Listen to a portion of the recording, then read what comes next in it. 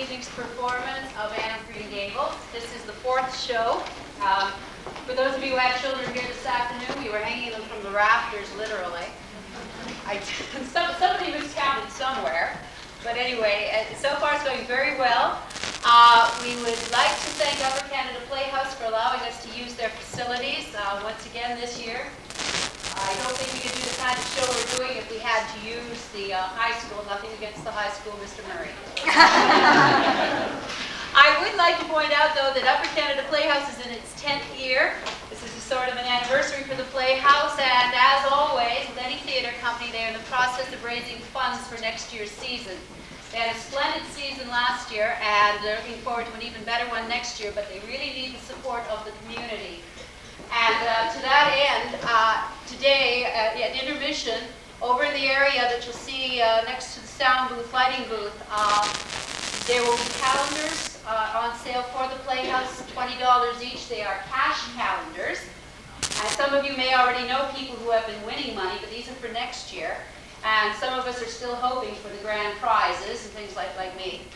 But they will be selling them, and they are the wonderful Christmas presents, and there's nothing like waking up, and finding that you're $2,000 richer or something like that. Or even $20 richer isn't bad.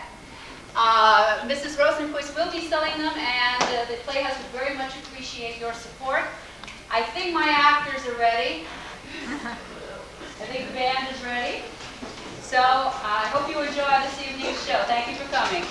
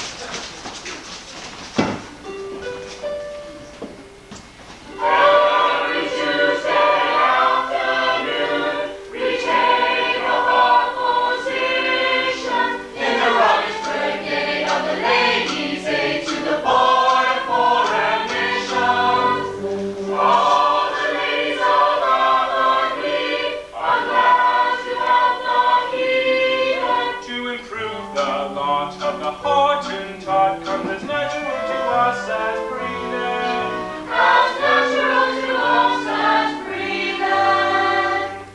We are brave workers for the cause, willing helpers in the mission field. We love independent, we send active to the distant. We are brave workers for the cause. We're not acting out their shirts and roads, for to keep naked pagans born. When your children get too big, we send their eyelids to a king. We are brave workers for the It's Matthew Cuthbert driving a buggy, dressed like he was going to a funeral. Matthew Cuthbert driving a buggy in his Sunday suit on a Tuesday. He called like his potatoes. Yeah! Matthew, where are you off to? Matthew never does. That's the truth. Where is Matthew going and why he's going there? Matthew Cuthbert never goes anywhere. He's wearing clean white collar, he's wearing store-bought suit. Let's get us a ragged collar. Don't be silly. Don't be sassy. Don't be cute.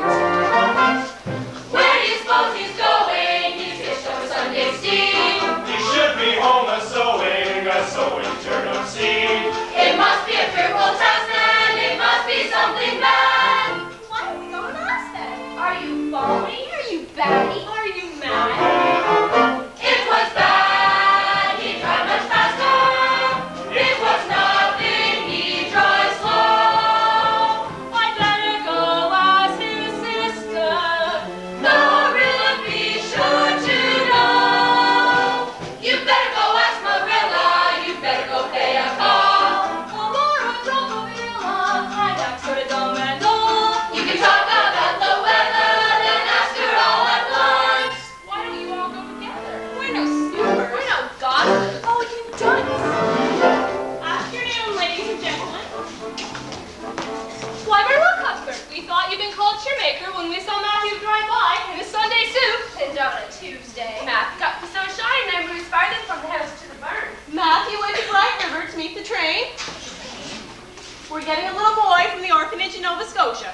Well, you never throw surprises, so you're dead. We've been thinking about it ever since last harvest when Matthew had the heart attack, and well, you know how hard it's got to find good hired help these days. And when Mrs. Alex Spencer told us she was going to adopt a little girl, why, we decided to ask Mrs. Spencer to pick us out a boy while she was there. Old enough to be of some use, but young enough to be trained up proper. But, Marilla, you don't really know what you're getting. Now, don't say I didn't warn you. If this important orphan puts strychnine in the well, burns the whole house to the ground. I heard an orphan over in Nova Scotia did just that. And the whole family died in fearful agony. As I remember it, was the girl in that instance. You can stop saying your prayers on our account, Rachel. We're not getting a girl. Well, I think it's a very risky thing, that's what. There's risks in people having children of their own when it comes to that. Well, it's hardly a risk in the case of you and your brother. Our meeting can continue. Now we found out just where that Matthew's going and why he's going there. We are brave workers for the cause, willing helpers.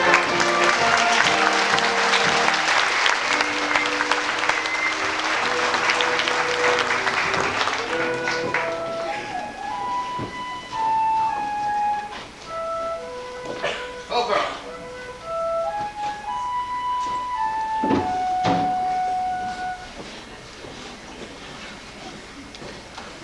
Oh.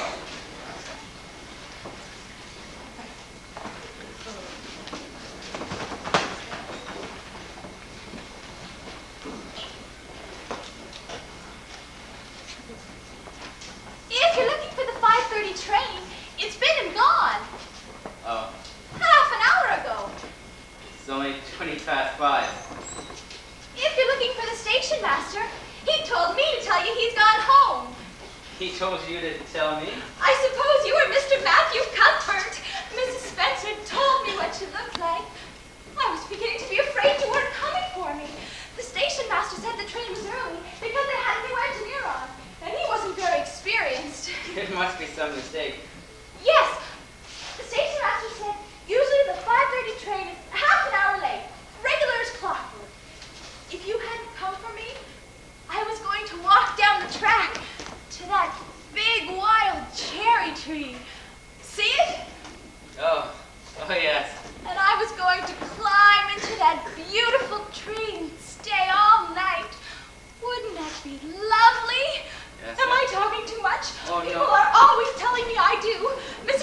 said, my tongue must be hung in the middle. It flaps so. If you say so, I'll stop. I can stop when I make up my mind, although it's awfully difficult. No, you can talk all you want. I don't mind. Oh, I'm so glad. It seems so wonderful that I'm going to live with you and belong to you. Oliver, I'll do it. I beg your pardon. Oh, nothing. Here, let me help you with your bag. Oh, that's all right. I can carry it. It isn't heavy.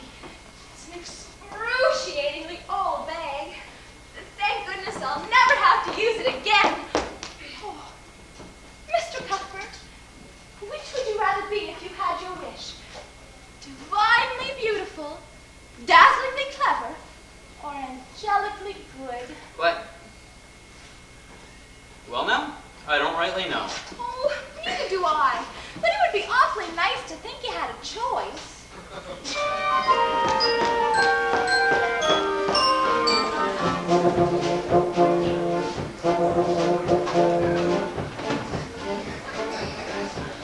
Yeah, girl. Once I thought I'd like to be a blossom growing on a tree, white and pink and dainty as can be. But I became just in the spring, so now I'm thinking, oh my gee, I'm glad I know one else but me. If you sit around and find the world is gloomy, and it isn't just your cup of tea, it's easy to imagine that it's roses blooming. You can think the things you want to be. So when all is said and done, imagining's a lot of fun. But when there are battles to be won, be what you are, that's not hard. Soon you'll be in clover. Gee, I'm glad I'm no one else but me. Oh, girl! Mr. Cuthbert, your roses, they're red. Oh, I'm so sorry. What's wrong? Don't you like them? Mr. Cuthbert, what color would you say this is?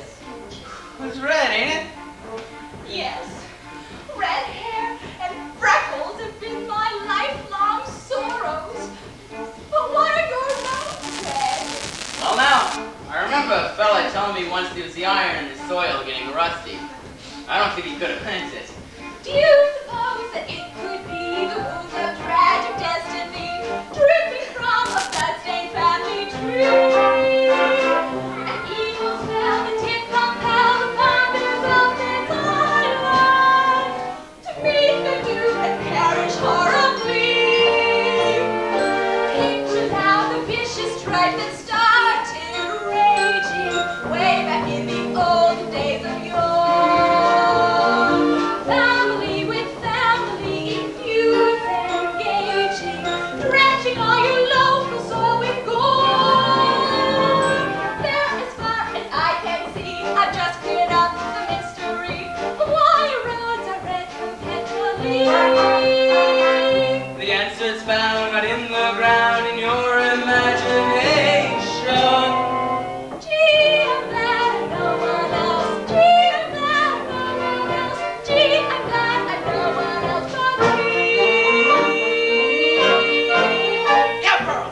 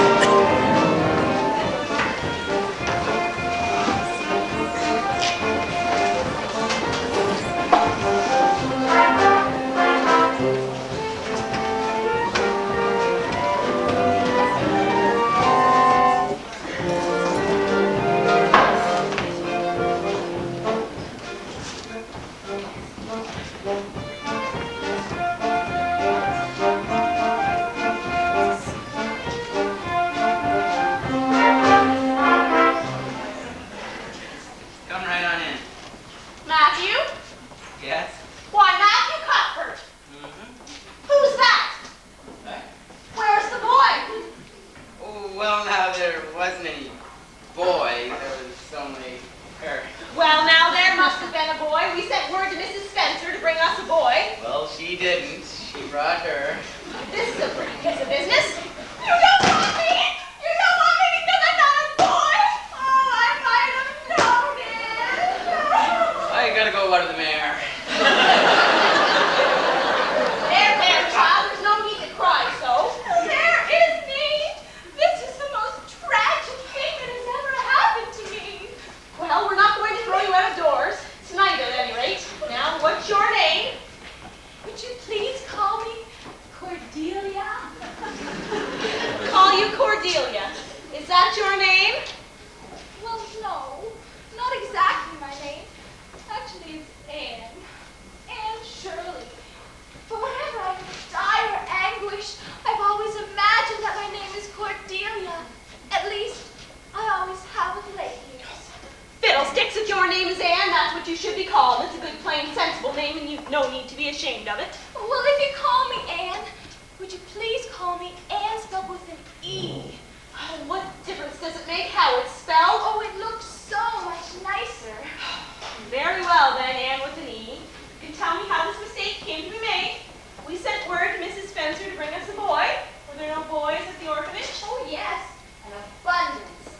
But I distinctly heard Mrs. Spencer say that you wanted a girl, and the matron said she thought I'd do. A girl would be of no use to us. We wanted a boy to help Matthew on the farm. Oh, take your hat off over there and we'll have supper. Oh, I couldn't eat. I'm in the depths of despair. Can you eat when you're in the depths of despair? Well, I don't know. I've never been there, so I can't really say. She's tired, Marilla. Let's put her to bed.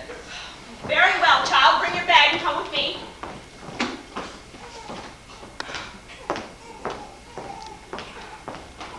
Good night.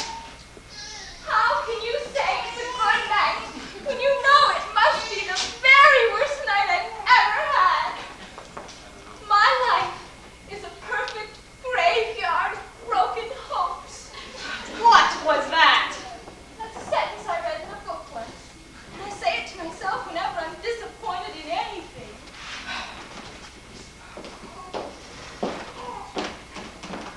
You can sleep in here.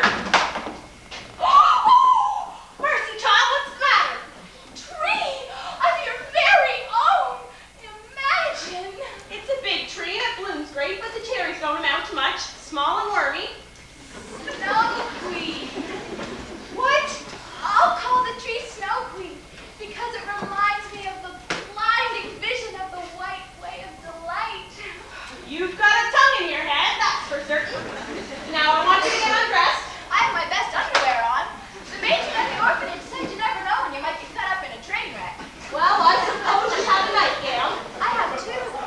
Well, they look kind of flimsy. You'd best wear both of them. Now, after you've undressed, I want you to say your prayers. Oh, I never say any prayers. Don't you know who God is? The matron at the orphanage told me that God is the one who made my hair red, and I've never cared for him since. I'm afraid you're a very wicked little girl to talk this way. This is a Christian house. While you're in it, you'll say your prayers. And after you've finished, I want you to blow out the candle. No, on second thought, I'd best wait here. You're liable to set the house on fire. You may take the candle. After I'm in bed, I'll imagine out a nice prayer to say. No, child. You must kneel by your bed and pray to your maker.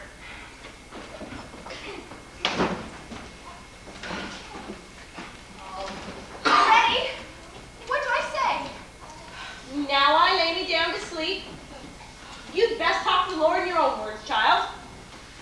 I'll do my best.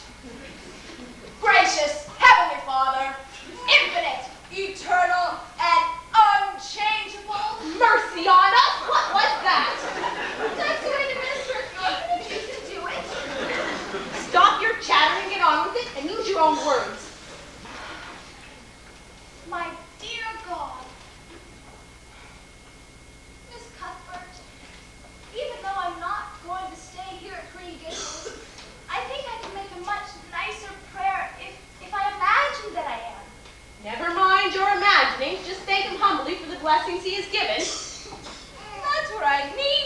imagination.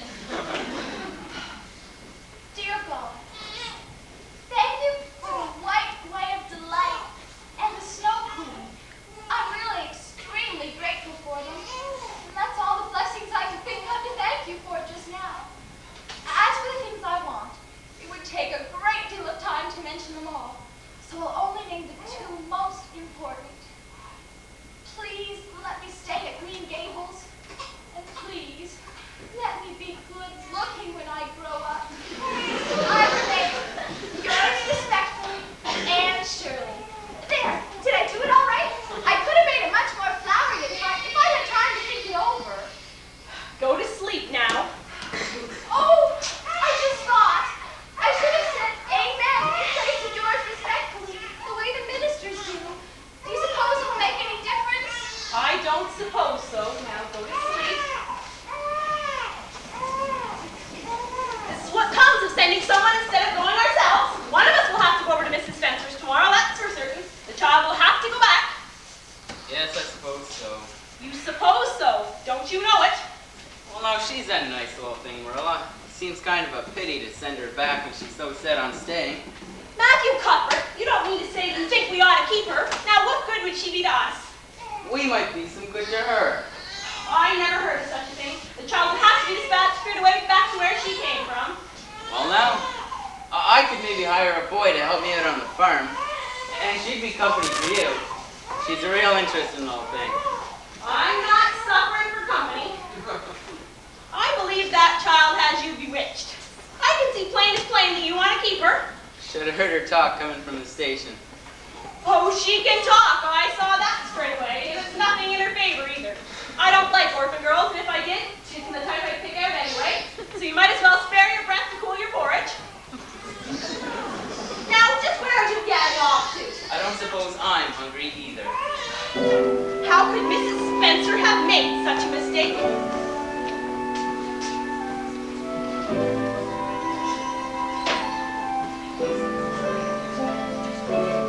We clearly requested a boy.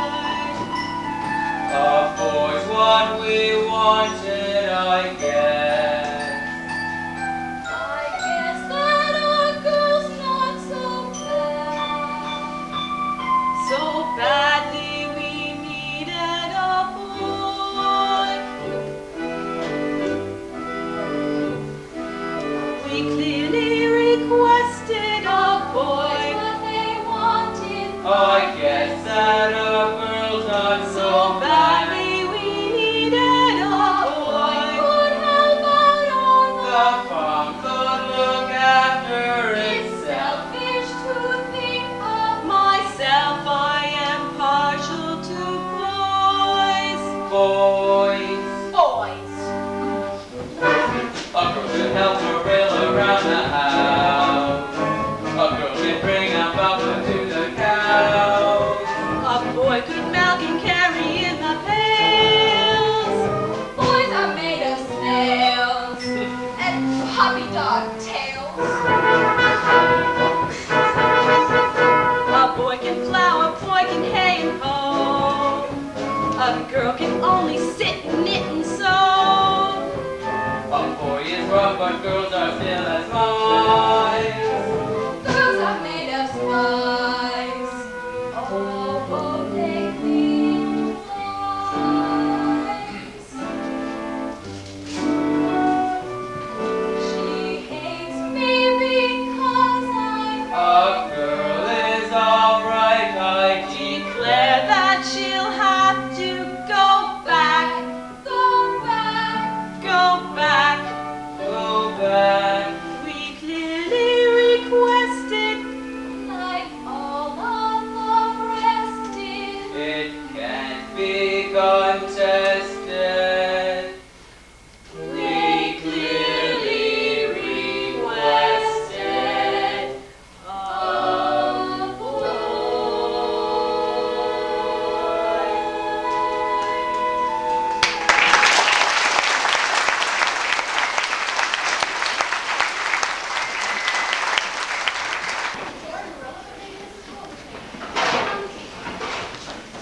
Yoo-hoo, Mrs. Blewett.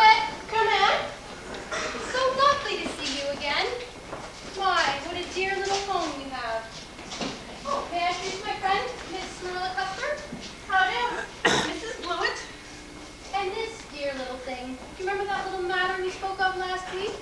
She's available? Yes, and I know you and she could become firm friends. Them kids? I keep them in the woodshed till feeding time. Here, go over there and stir that stew. All right, I'm coming after there to will the daylights out of you.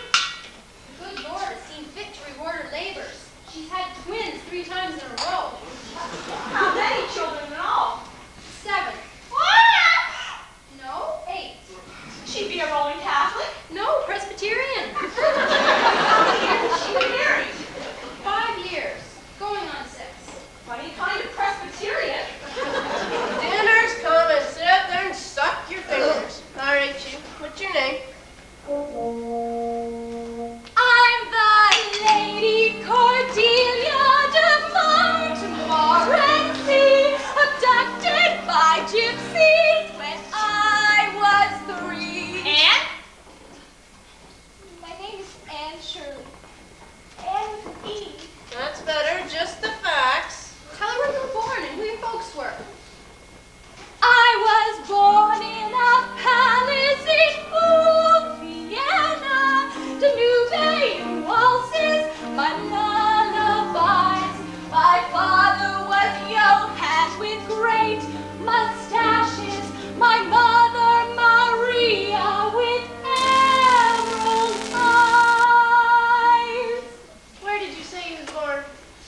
My dear parents were rich and aristocratic, with 10 maids and butlers to bring you tea, and we ride in a carriage with footmen on it, and all of them curtsied and bowed to me. That's enough of that, child. If you're wondering how I got here, I was kidnapped by this buccaneer who took me to France and taught me to dance in his gypsy hideout in Tangier.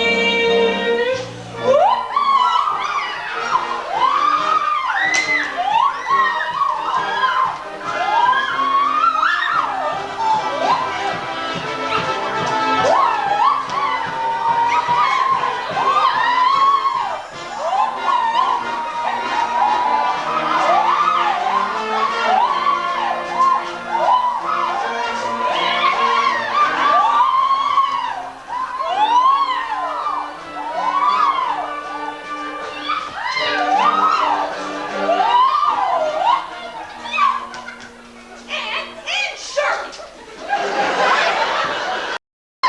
Such nonsense in all my life!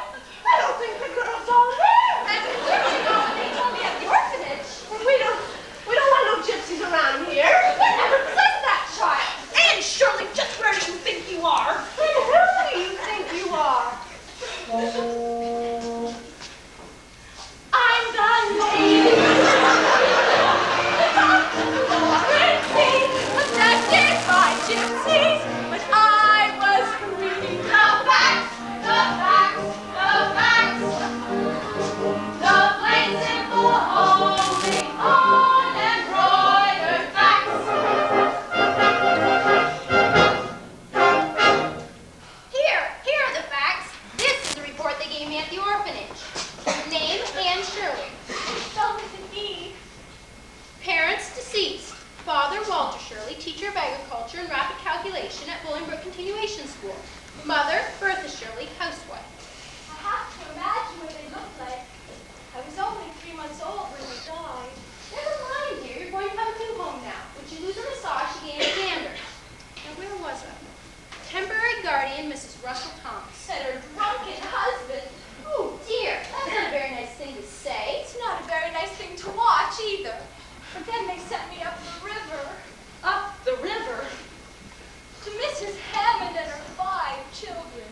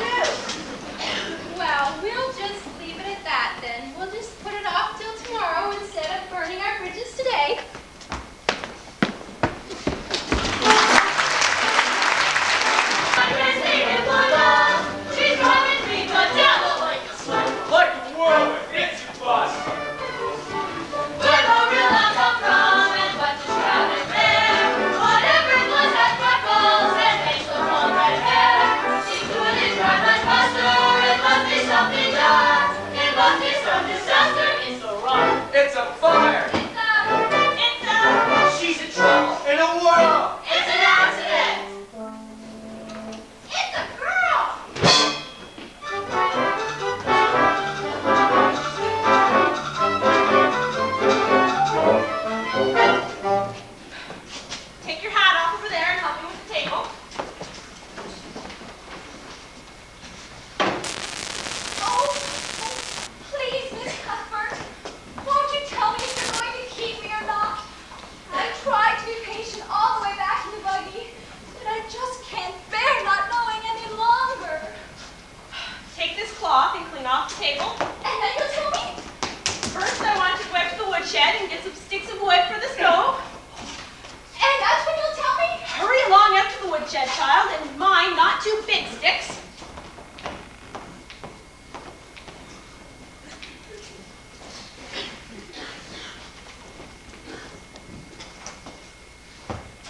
You're back. So it would appear. Yeah, I watered Pearl. It's out of roads now. Getting a bit low on oats. Let's drive over to Carmendeer White Sands tomorrow. Marilla, I think that we... Matt, you find the eggs! Matthew Cuthbert, if you don't thought for your heart, what would Dr. Malcolm say? Can you tell Dr. Malcolm my heart's never been better? Now you sit down or you'll get the heat! Now I have something to say, although the Lord knows there's no need to put it into words. Matthew and I have decided to keep you. That is, if you try to be a good little girl and help Matthew on the farm. Mercy, child, why are you crying? I don't know why I'm crying. I'm so glad. Oh, glad doesn't seem to be the right word at all. It's much more than that. Well, when you find the right words, we'll have supper. Oh, I know who that is. Come in, Rachel. I saw you drive by in the buggy, so I thought I'd come over. Whatever happened to the boy? He changed her mind. What I wanted to say is we wanted a girl, so we got a girl. And this is Mrs. Lynn to come to see you. Isn't that nice of her? Well. They didn't pick you up for your looks, that's sure and certain. Come here, let me look at you. My, did you ever see such freckles? And hair as red as carrots. Oh, dare you call me freckled and red-headed? And how would you like to have such things said about you?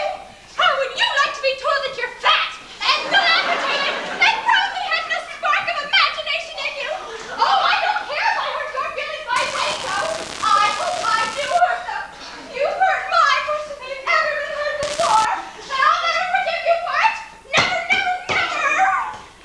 And you will apologize to Mrs. Lynn at once and ask her to forgive you. Oh, I couldn't do that. I'm sorry I vexed you, Miss Cuthbert. But I'm glad I said what I just said. It gave me great satisfaction. Well, you will go straight upstairs to your room and stay there until you are willing to apologize.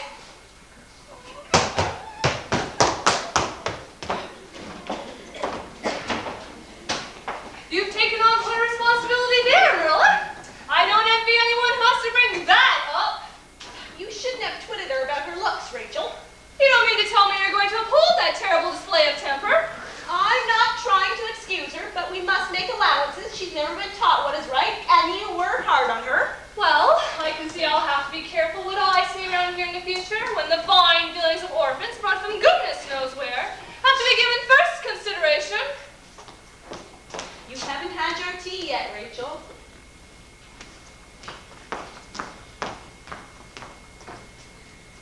We'll just sit here and wait until Anne is willing to apologize.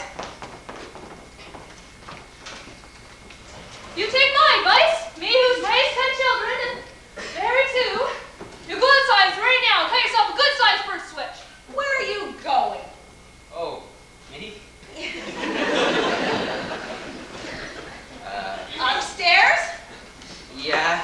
Why, Matthew Cuthbert, you went upstairs in this house since you helped me pay for the spare room 4 years ago. I know, I thought I'd just go take a look at it. My husband said about climbing stairs. Yeah.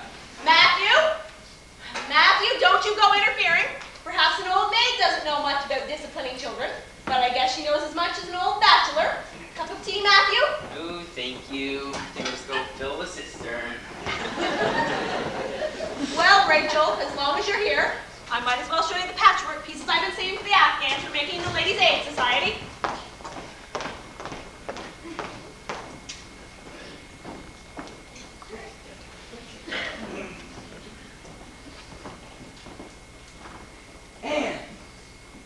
Anne! Lady Cordelia of Montmorency. Don't you think you'd better get this thing off your chest and get it over with? Oh, I couldn't, Matthew. You can lock me up in a damp, dark dungeon inhabited by snakes and toads. Well, we're not in the habit of doing that. Listen, why don't you come down? Marilla's dreadful determined. You're gonna have to apologize sooner or later. Oh, she hadn't any right to call me freckled and red-headed. Well, I heard you say just the same thing yourself, only yesterday. But there's such a difference between saying a thing yourself and hearing someone else say it. Anne, you listen to me.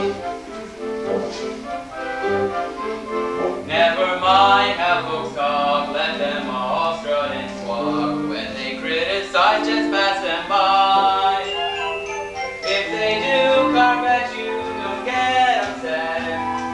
But you will fret or get indigestion. Critics can't bother me, cause I tell them I agree. When they're finding fault, I don't deny. You can do it, just you try. You won't ruin me like I keep happy eating humble pie. Humble pie, we can eat it, you and I. Though the world around us may be proud. Never mind, you will find folks have no pride. If you're polite That's right. and answer their questions With a smile all the while, try to walk that second mile, tipping up her cheek against the crowd. You can do it, just to try it. Why not try my steady diet? We'll be happy eating humble pie.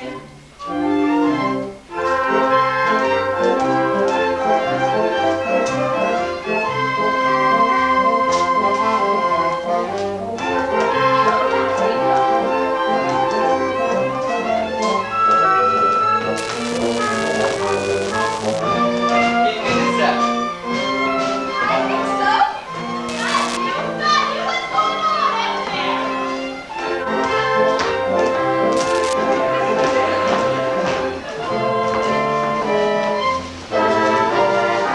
You can do it, just you try it. Why not try my steady diet? We'll be happy eating humble pie.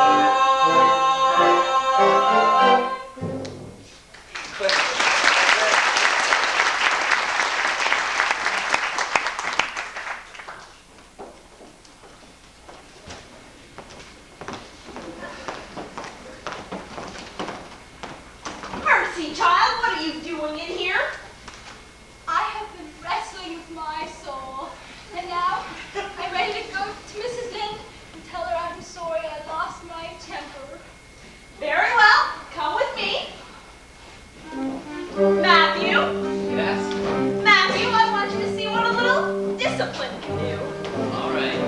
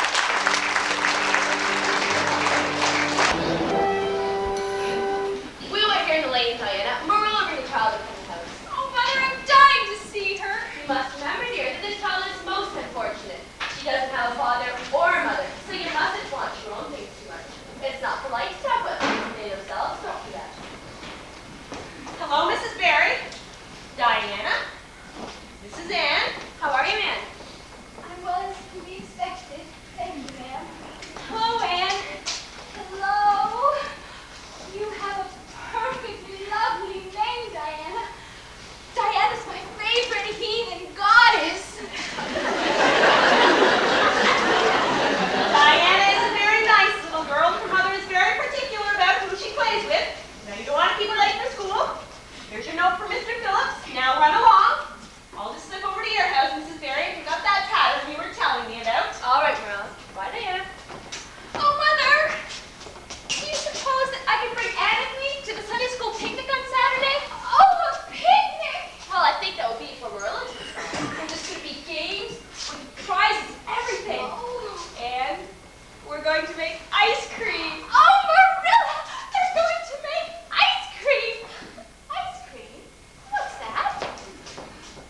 Oh, Anne, you're teasing. I think if the child has never had a taste of it before, this would be a good opportunity. Well, I suppose if the parents are going along. Everyone's going. Oh, Marilla, may I? Well, I don't suppose there's any harm in it. Thank you, Marilla! Oh, land sakes, child, hurry along, you'll be late for school. And we can go swimming at the picnic, too. Last year, Tilly Bolger nearly drowned. It must have been such a romantic experience to hear her drown. Think of the whole work might be done. Think of the story that's over. Think of arithmetic on the same. Think of recess. Can't wait in school again. School again. School again.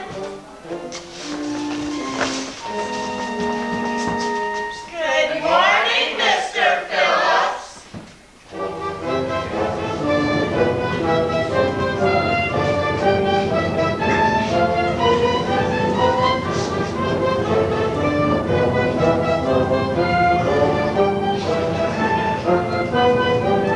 School again. School again. School again.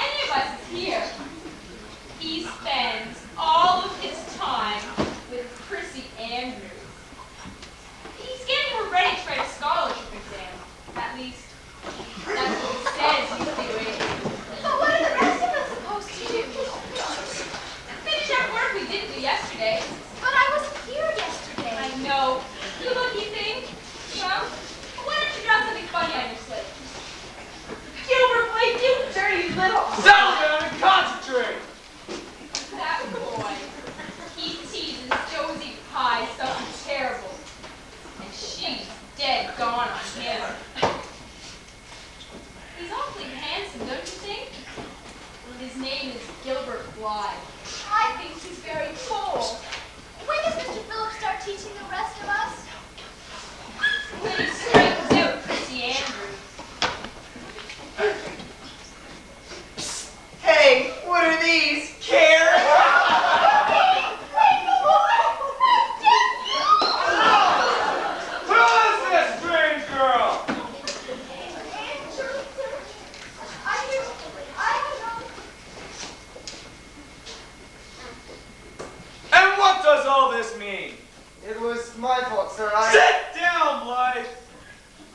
I'm sorry to see a new pupil displaying such a vindictive spirit.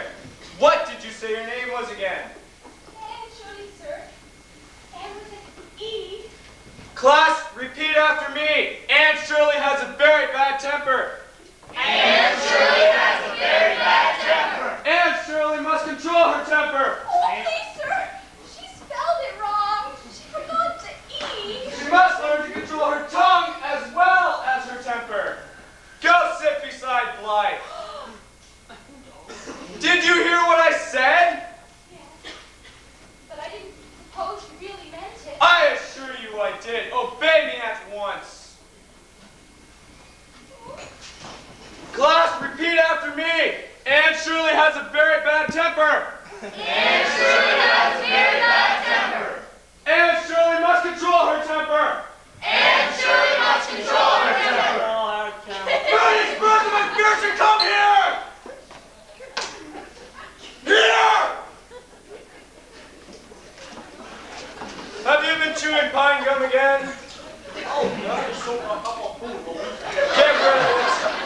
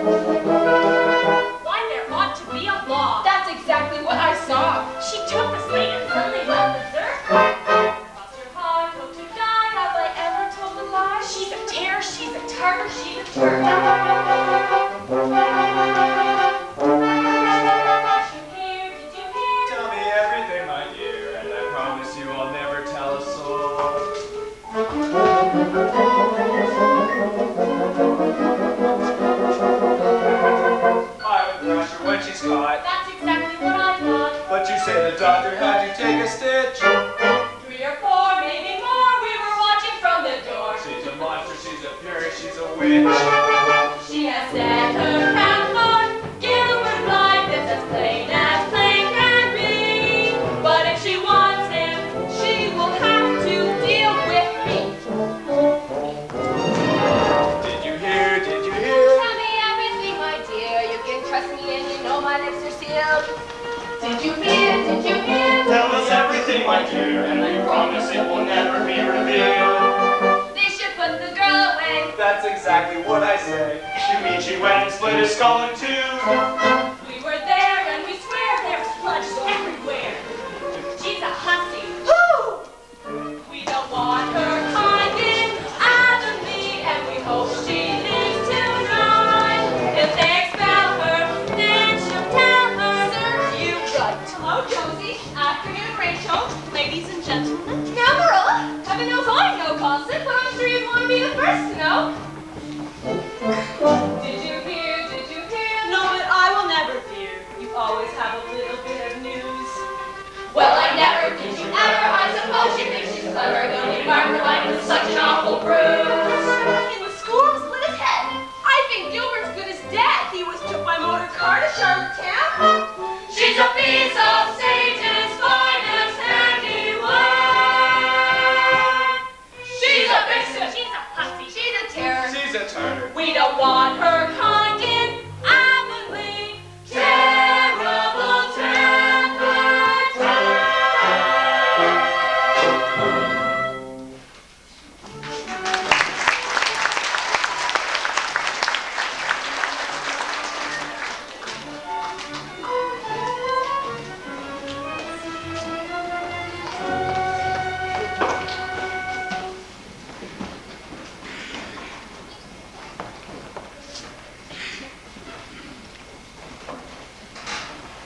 Times. There's such a difference between a crow and a carrot, Diana. Gilbert Blythe has hurt my feelings excruciatingly. Isn't that a scrumptious word? It took me weeks to learn how to say it right. When did you learn your first day at school? Thank you. Diana invited me to her Sunday school picnic. I've never been to a picnic before. Well, you know, neither have I. Marilla doesn't seem to think that the good Lord intended us to eat outdoors. Don't you think that a picnic is the very nicest way to enter the church? I suppose. There'll be no picnics for you, young lady. Come on home, Diana. But Mother! Home at once. There'll be no picnics or anything else. You stop disgracing our name with your vicious temper. Marilla, it can't be as bad as all that. This child is uncontrollable. She's gone and given the Blythe boy a concussion, and at this moment was in the Charlottetown hospital with 4 doctors picking the slate out of his head. That's not true. It's just not true. Don't you contradict me, young lady. I got it from Rachel Lynn, and she got it from the girl at the Blair store, and she was there and saw the whole thing. Why, the boy's brain pan was split wide open for all to see.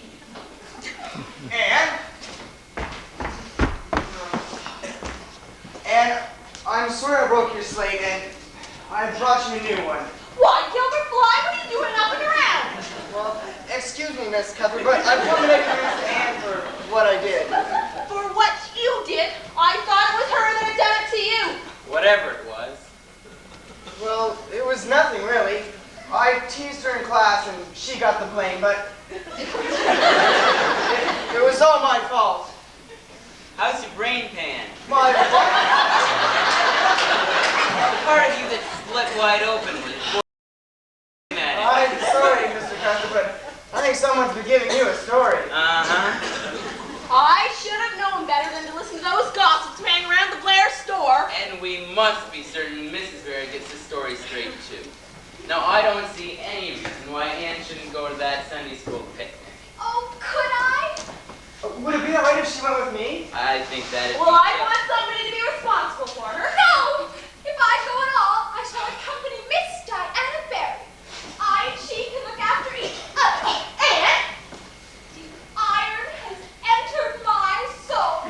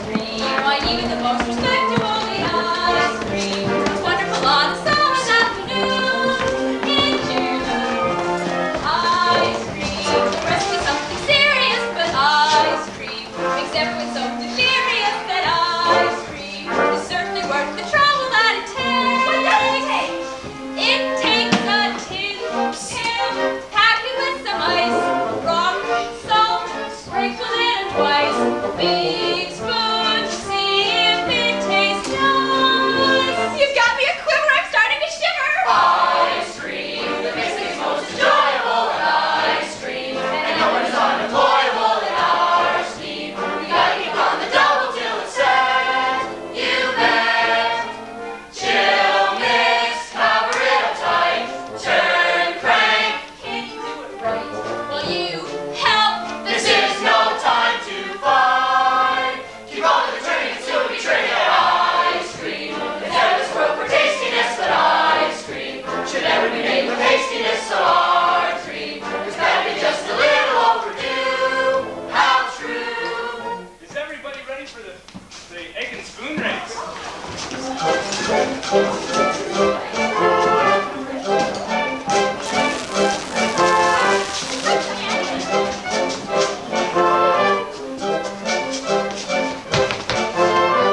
On your mark, get set.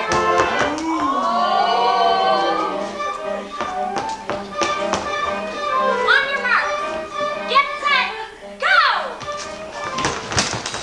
Where? Shirley! Oh, no! What did you do? I never thought I'd win. And Gilbert Blythe held everyone back singing his first win. You humiliate me. I think Gilbert Blythe wants to be your foe. No! I shall hate Gilbert Blythe for the rest of my life. That's because he's mine. He is not. He is Cackling. He is not. Now it's frozen to the core. About time, my arms getting sore. Here's the moment we've been waiting for. Shirley, your first taste of ice cream.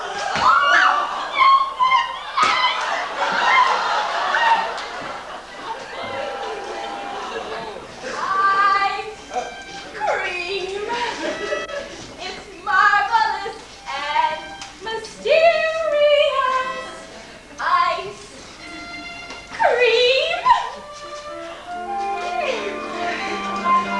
Ice cream is wonderful on a summer's afternoon. In June, ice cream. Ice cream!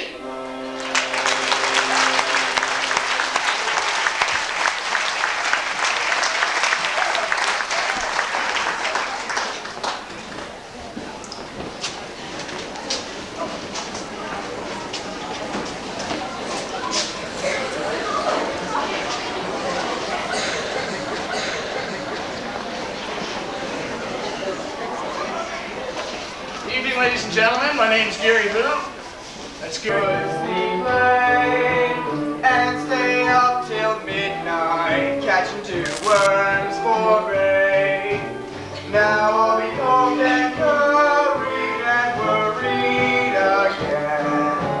Who wants to put their shoes on? Not me, my friend. I grew a whole inch bigger. I lost wisdom too. I took a big umbrella and fell off our roof. I spent the entire summer with my two dogs, jumping around in the haymound, hunting for frogs. Now that there's no more summer, I'm plumber to begin, wearing a tight white collar and a pullover suit. I had a taste of my life in Charlottetown. They have electric lights there and they never burn down. And I had a taste of Queen Street, the King Street for clothes. And I had cherry prospect went up my nose.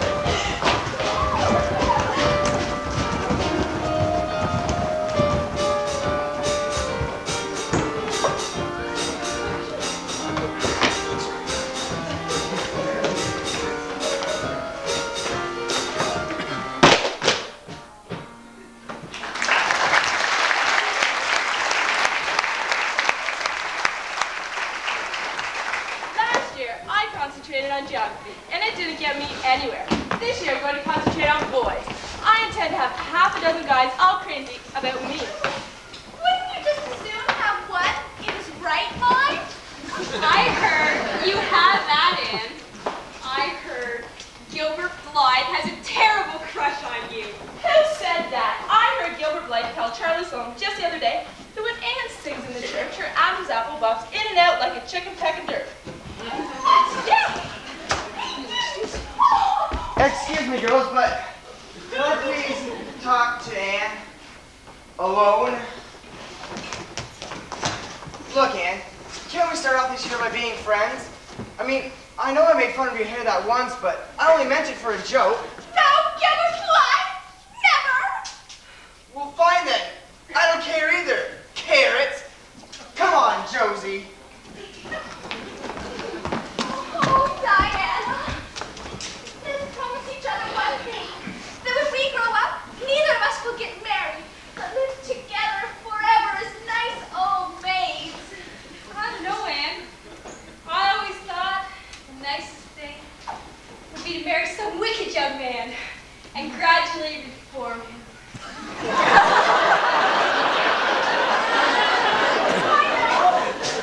know that when we grow up, you're going to get married and leave me. Oh, I hate your husband. And that's millions of years away. Besides, you know, I'll always be your best and closest friend. Diana, I shall hold you to that till death do us apart.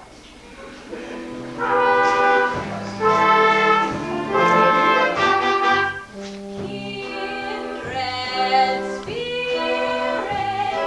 just you and me, ever to be. Kindred spirits, sharing our joys, even the boys. We must solemnly swear, swearing to sin. Shall we begin now? We're kindred spirits, loyal and true, truer than blue, all our life through.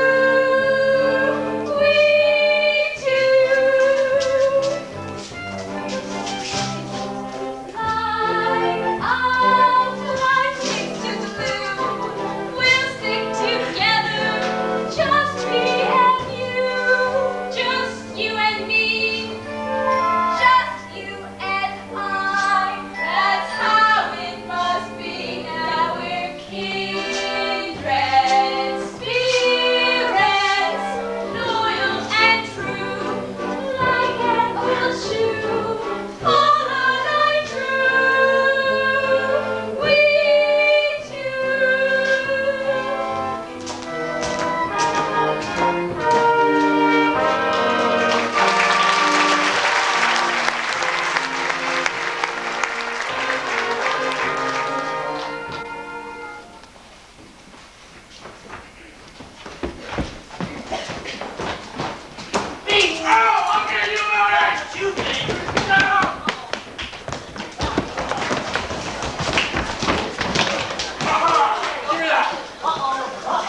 Sorry. Whoa! And what happened again? Ah! Let me down. Ooh, where am I?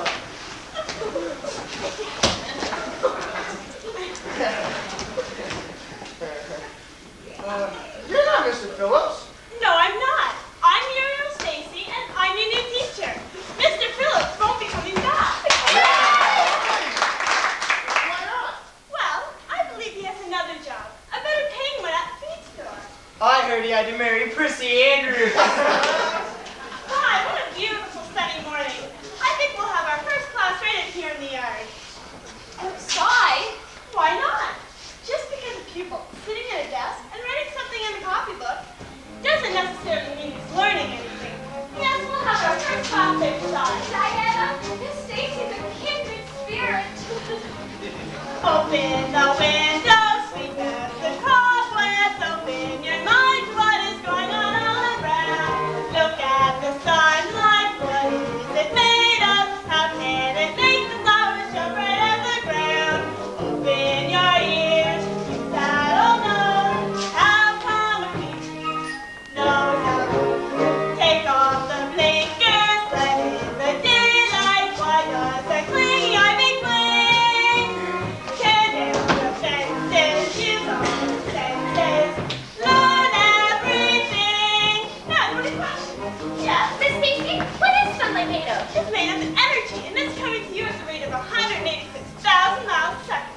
Gee willikers, I never knew that.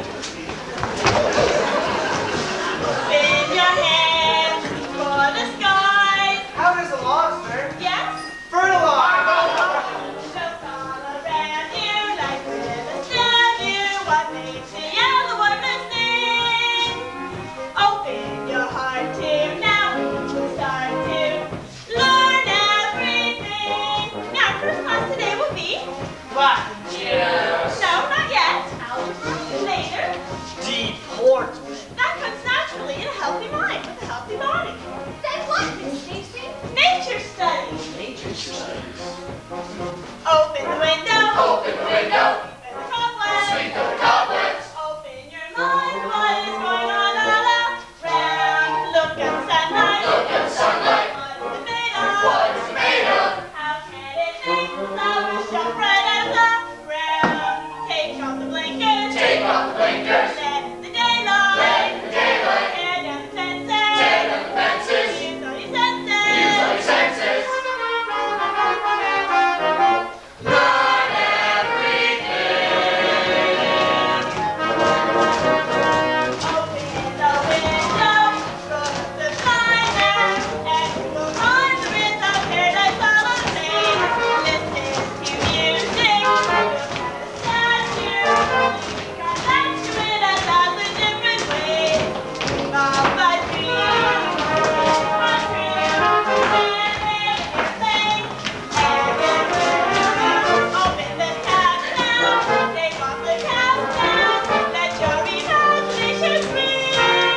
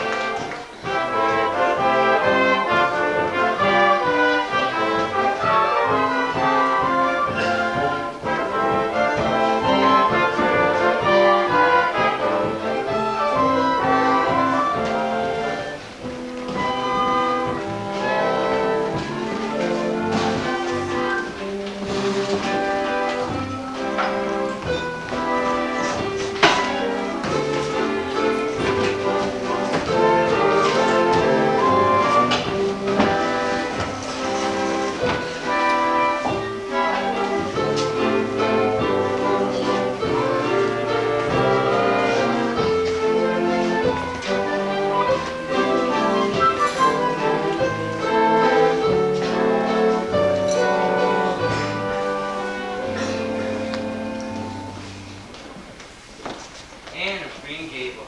Oh, Matthew. Well now, what'd you learn your first day back at school?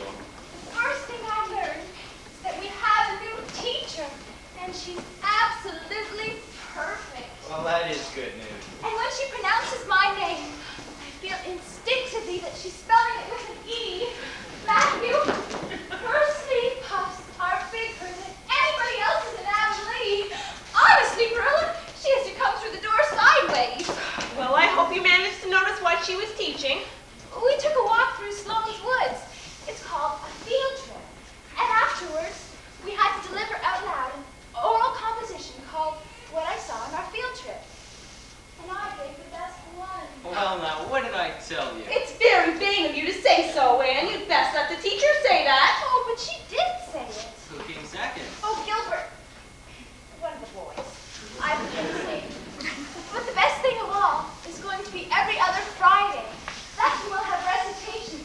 And after Christmas, we're going to put on a concert.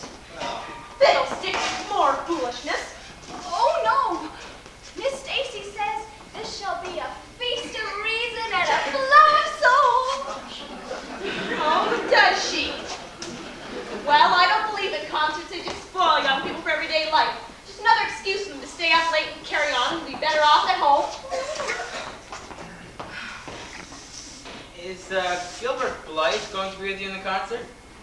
I saw him last Sunday in church, looking tall and manly, just like his father. You know, John Blythe and Marilla used to be good friends. In fact, some people said John was Marilla's beau.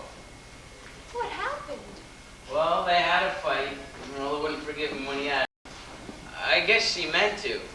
But you know how Marilla is. Now, don't go away, Anne. I need you upstairs in a moment. And not a word out of you. Mind? I could almost imagine Marilla's being mysterious. She has a surprise for you. Surprise? Oh, Matthew! What is it? Well, no, I'm not supposed to say. A new dress! Marilla has made me a new dress! Oh, I just know it! I can't wait to see it! Is it a new dress, Matthew? Is it? Anne, upstairs. Now remember, I never told you. I had some material left over, so I made you a nice sash. Well, how do you like it? I imagine that I like it. I don't want you to imagine it. What's wrong with it? It's new, isn't it? Yes. Then I should think you'd be grateful. Why, it's sensible and it's serviceable. Oh, I am grateful. Of course, I'd be ever so much gratefuler if you'd made it with puff sleeves. Oh, fiddlesticks! Everybody else at school has them. Those ridiculous-looking things. Marilla, look here. Look where? I mean, why don't we? Why don't we what? Why shouldn't we? Exactly. Why shouldn't she? I prefer these plain, sensible things. But wouldn't you rather look ridiculous when everybody else does than plain and sensible all by yourself? It's tricky to make you look so much. Marilla, I think if we could. If she could. You just can't take a girl and. Matthew Cuthbert, I don't know what it is you're trying to say, but whatever it is, you keep it to yourself. These are women's affairs. Now you stay out of it. I'm afraid you're a very vain little girl. How can I be vain when I know I'm homely? She doesn't like it. Good green witsy, and she doesn't like it. Just like a chicken pecking stir. The world has laughed long enough. Now is the time to take my fate into my own hands. It is a far, far better thing I do. I am standing on the threshold of eternity at last, as reckless of the future as I have been of the past.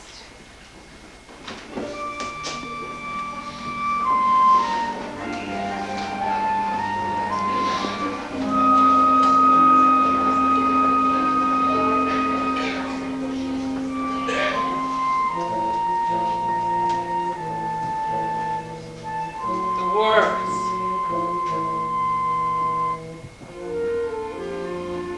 Why won't they come when I want them? I've kept my peace since I was young, 'cause a boy is taught to hold his tongue. But now when I'm busting to say my say, I just can't seem to find a way. I can't find the words, can't get out the phrases, just when she needs love. I can't sing her praises. Where do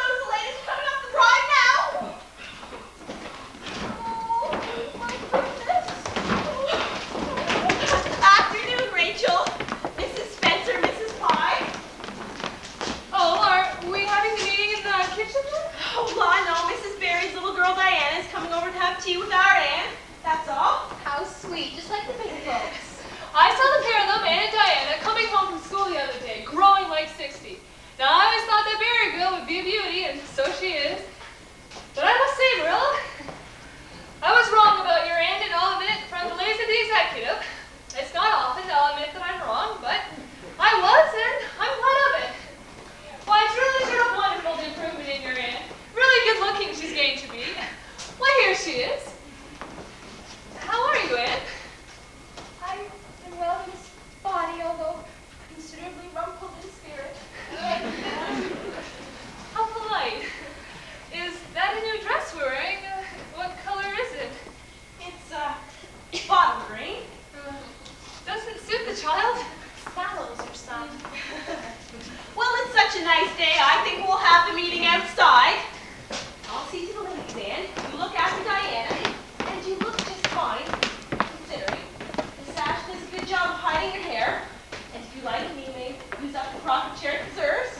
And if you like, there's some cordial. It's on the second shelf. Afternoon, Mrs. Barry, Diana. We're going to have the meeting outside today. I'll join in a minute. Come on later. Second shelf. Oh, good afternoon, Mrs. Barry. Diana.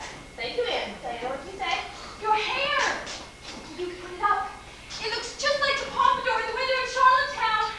Oh, Mother, when can I put my hair up like that? Not for another 2 years, dear. You know that. Well, can I at least get a sash for my hair? Like Anne has? We'll see, dear. Mrs. Barry, we're about to begin the meeting now. May you behave yourself, Diana. We will now have the minutes of the last meeting read by Ms. Minnie Pye. Oh, Anne, I'm so jealous. I'm absolutely green. Won't you please sit down, Diana? Thank you. Won't you please have some raspberry cordial? This is going to be so much fun. We can pretend we're grown-ups and say things to each other we don't really mean. Do you suppose that Marilla and Rachel Lynde did this when they were little girls? I don't think I can imagine Mrs. Lynde or Marilla as a little girl. Even my imagination has its limits. This is awfully nice cordial, and ever so much different than my Aunt Josephine's. She brags of her cordial. It doesn't taste one bit like hers. May I have some more, please? Oh, there you are. I'll get the cookies. I hope they're all right. I baked them myself. Last time was when the minister came, and instead of vanilla, I used Sloan's liniment by mistake.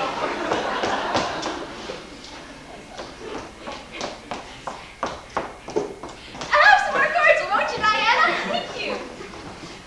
I'll get the napkins.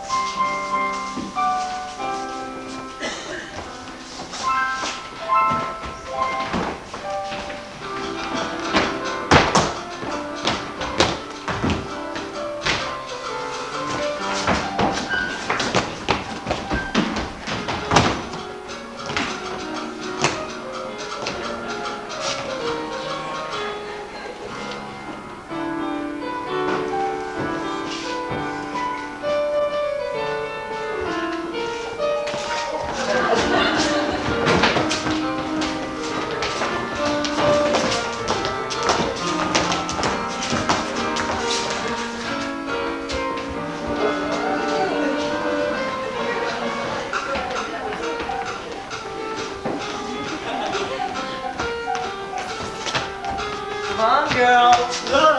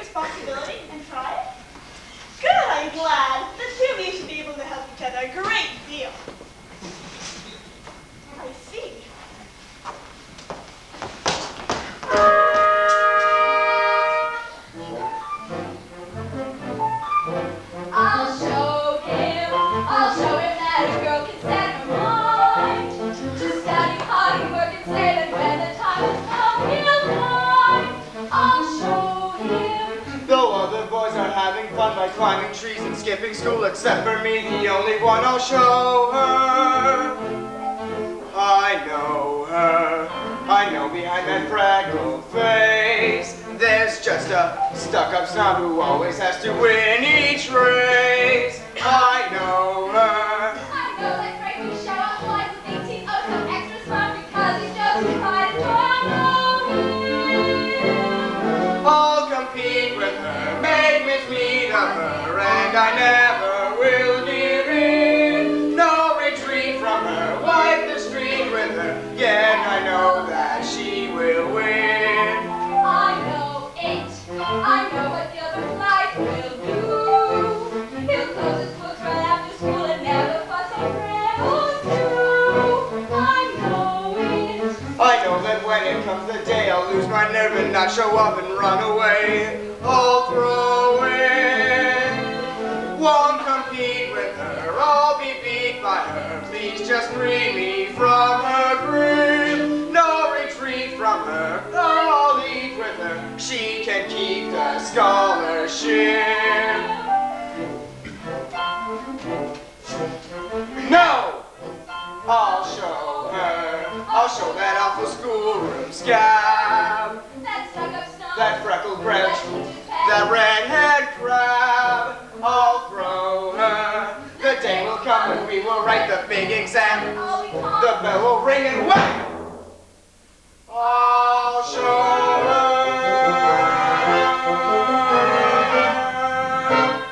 I'll show her.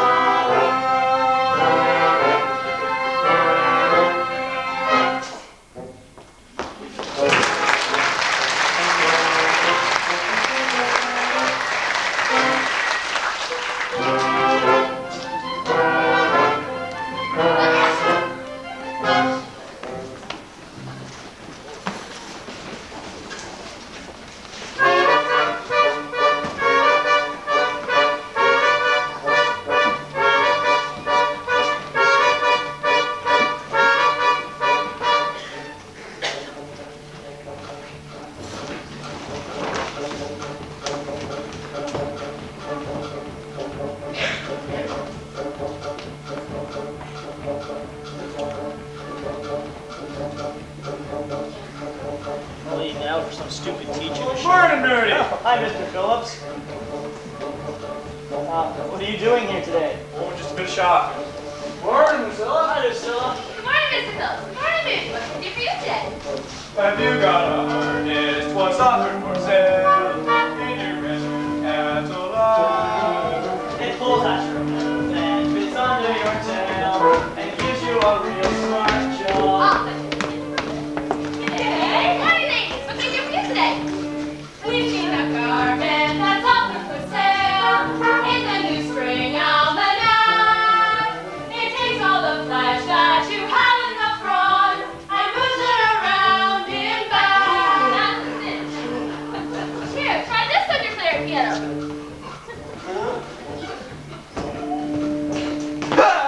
What can I do for you today? Oh, is Mr. Blair anywhere? Mr. Blair, why no? He's gone for the day. Today? Oh dear. Step over here, I'm at your service. What can I do for you? Well, Please let me have it. I've nothing else to do. have you got How's that again, Mr. Cuthbert? Have you got Like tobacco. I'll have a tin of chocolate. No, I mean Paraffin oil. Coming right up, one drum. No, I mean Paris perfume. Right now we're all out of stock. No, I want Pickle preserves. Pickle preserves, one drop. My only aim in life is but to please you. A general store is just a place to meet the needs of the human race. What I really came for, I really can't say. It's more like, Special today. We have these oh, now that's what I really wanted. Pictures. Have a car. Pitchforks. At this time of the year,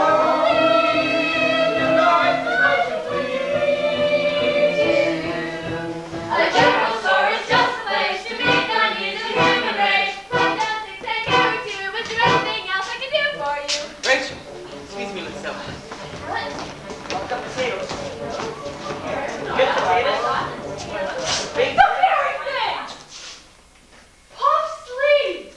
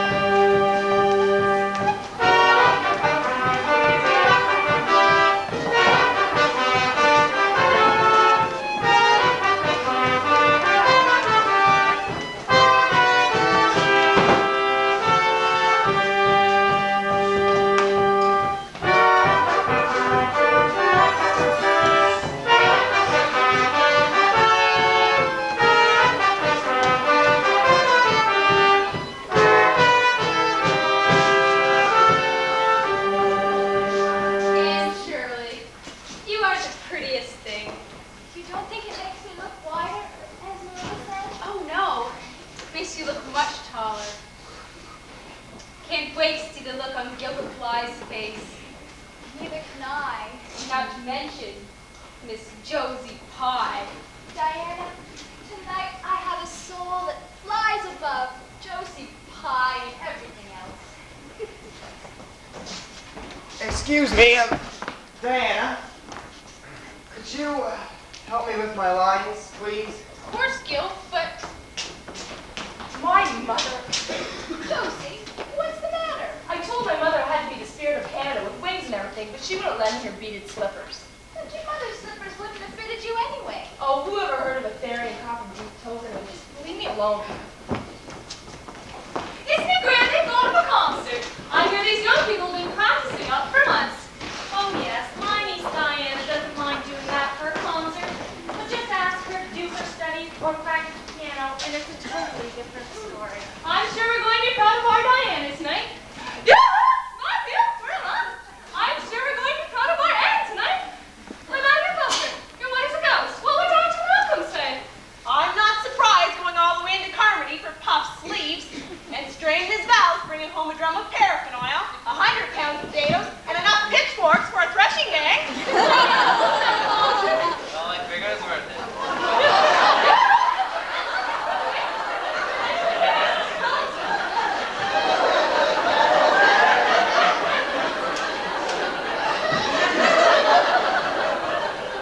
Isn't it great they've got up a concert?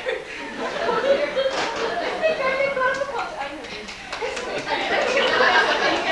Oh, the students are good. Ladies and gentlemen. Diana, I know, she's so stuffed. Ladies and gentlemen, Oh, no. members of the Board of Trustees, honored parents, guests, and friends. Tonight, we would like to present a pageant of Canadian history, which has been written and devised by the students of Avonlea School. Did you hear that? Isn't that clever? They wrote all their own history. But first to open our program, we present a famous tableau.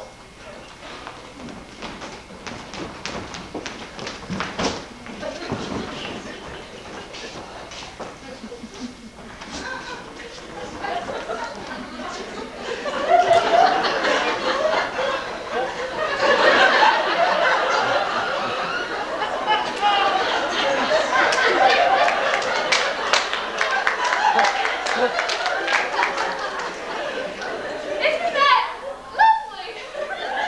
What is it? That's the Last Supper. It's an event known to each and every one of us. The first meeting of the Fathers of Confederation. And now our pageant.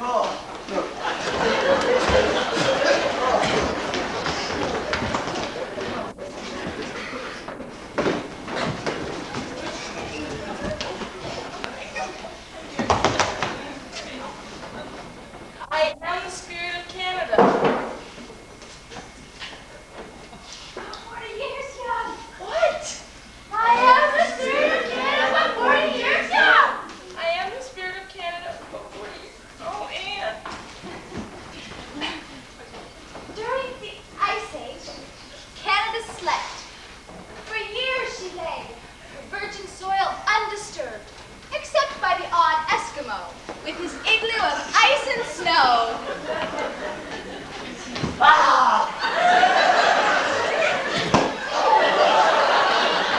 Later, the proud red Indian came.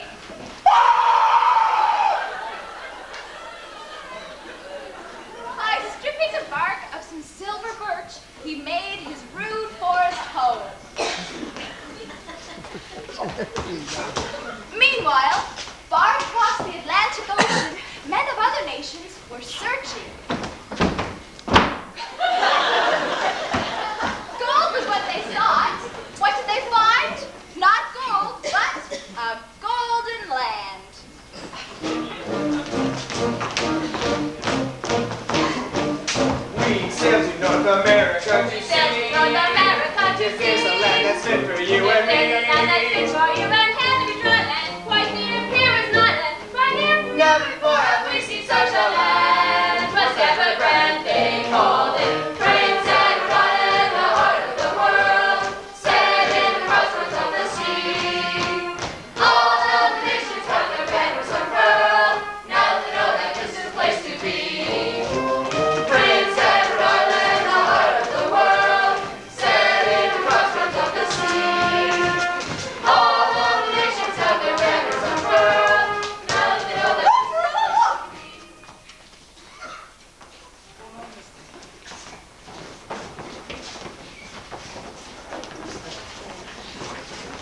Ladies and gentlemen, the winner of the Avery Scholarship is from Avonlea School. The winner, Miss Anne Shirley. And the runner-up, also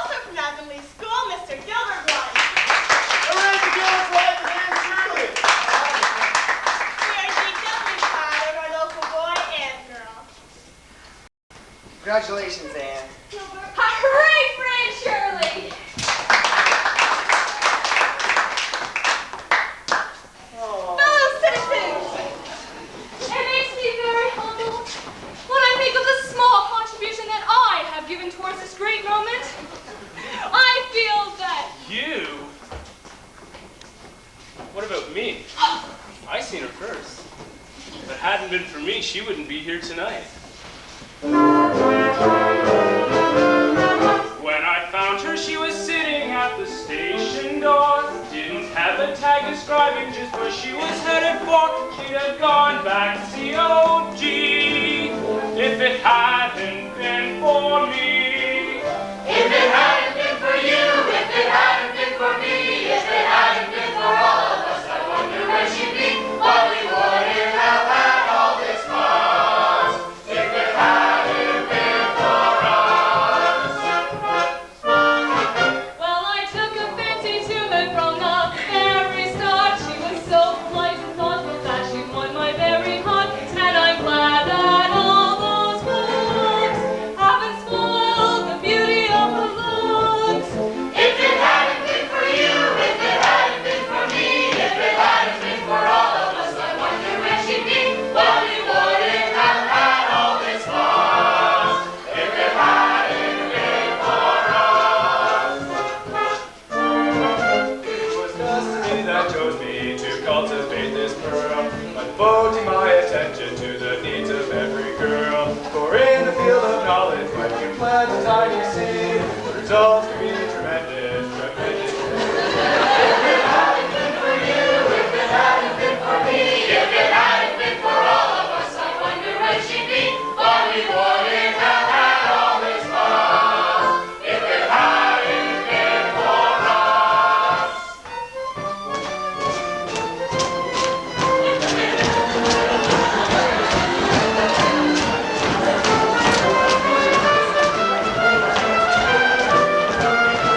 If it hadn't been for you, if it hadn't been for me, if it hadn't been for us.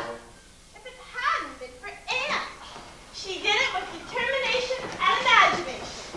And although we helped her as much as we could, it was Anne who brought honor this night to our school. So, if it hadn't been for you, if it hadn't been for me, I've a hunch she would have made it as the pride of Avonlea. She's the girl at the head of the crowd, and I'm feeling mighty, mighty proud. Feeling mighty, mighty, oh so high and mighty, feeling mighty proud.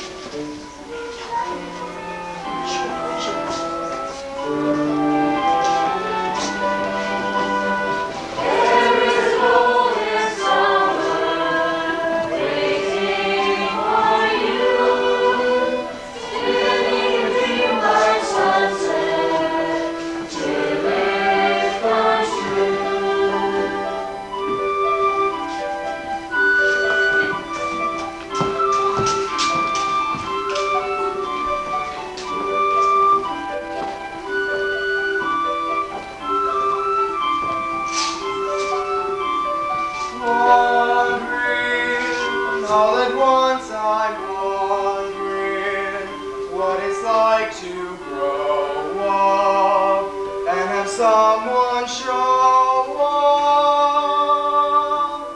There is a golden summer waiting for you. Sing our sunset.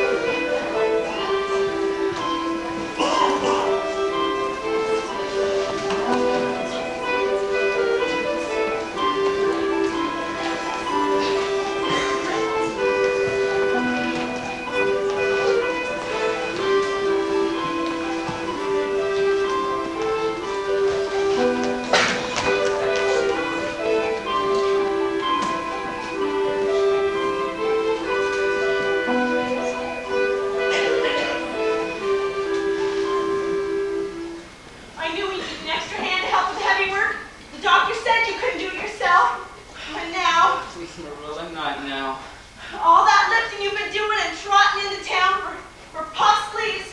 Now don't you budge till the doctor gets here. I'm gonna see if I can find the smelling salts. I know I left them somewhere.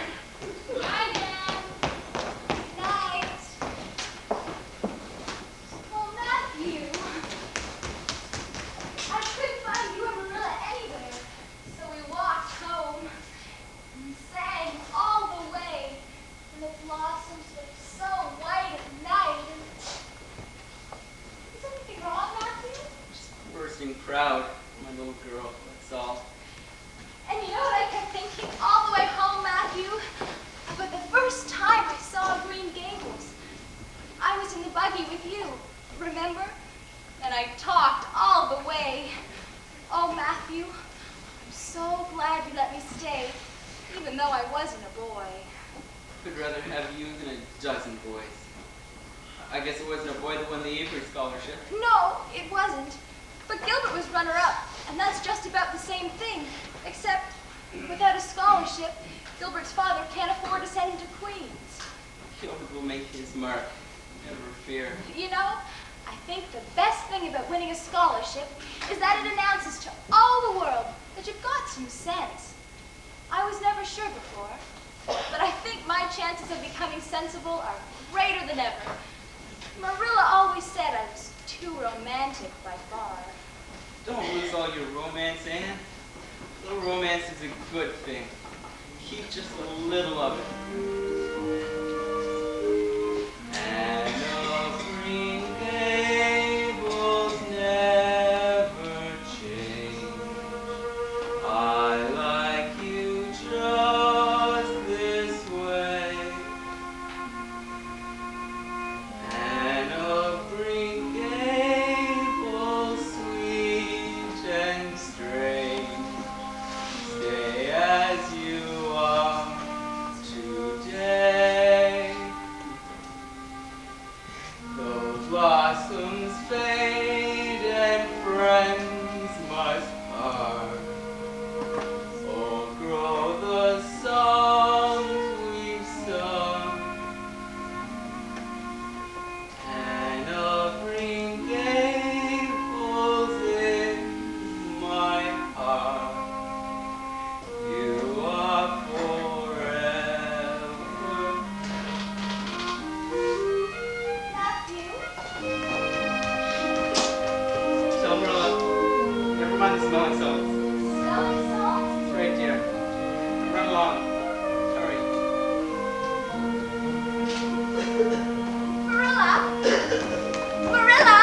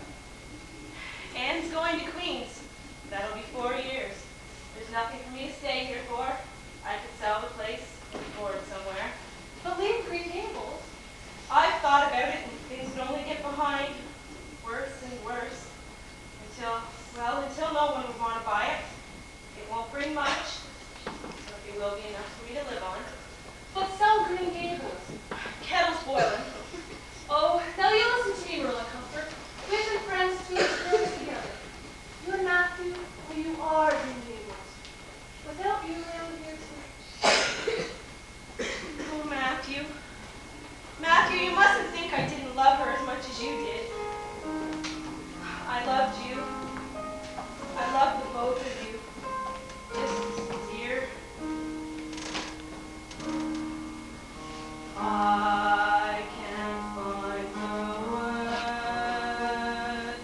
can't get at the phrases. When he needed love, did I sing his praises? Where did the words go?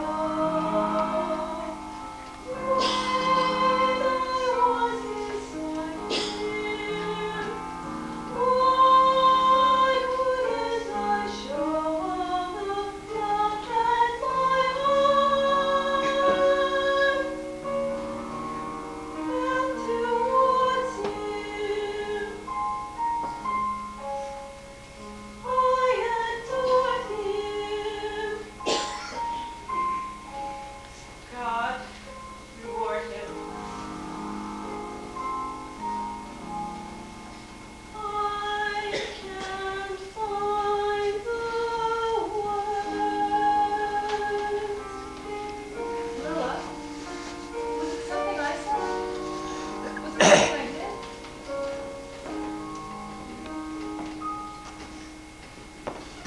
I'll have a cup of tea too. Thank you. You near scared me out of my growth. Where did you skip off to? Over to Mary's. Why, I thought Diana was over to her Aunt Josephine's for the day. I went to see her father. He's offered to rent the land here at Green Gables, and we can stay in the house just the same. We? Who's we? You and I. I'm not going to Queens. But what about the scholarship? I met Miss Stacy up the road and talked to her about giving it to someone else. Only, that's not allowed. But she says I can stay here at home and study everything that I would at Queens. But 4 years, Anne. Nothing would be worse than giving up Green Gables. I can't let you sacrifice yourself like this. I've quite made up my mind, Marilla. Besides, Rachel Lynn says, she says I've enough education as a woman to be comfortable with. Anne Shirley. Aunt Shirley.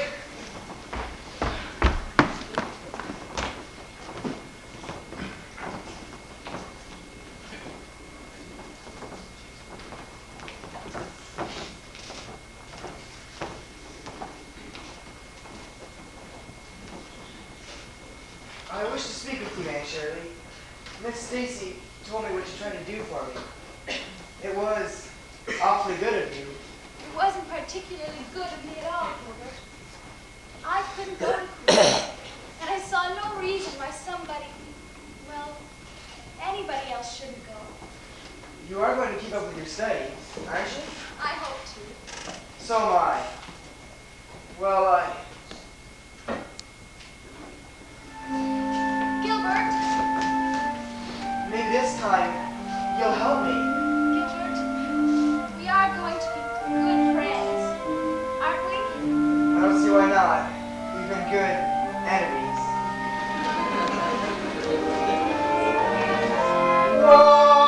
Wondering what we can be.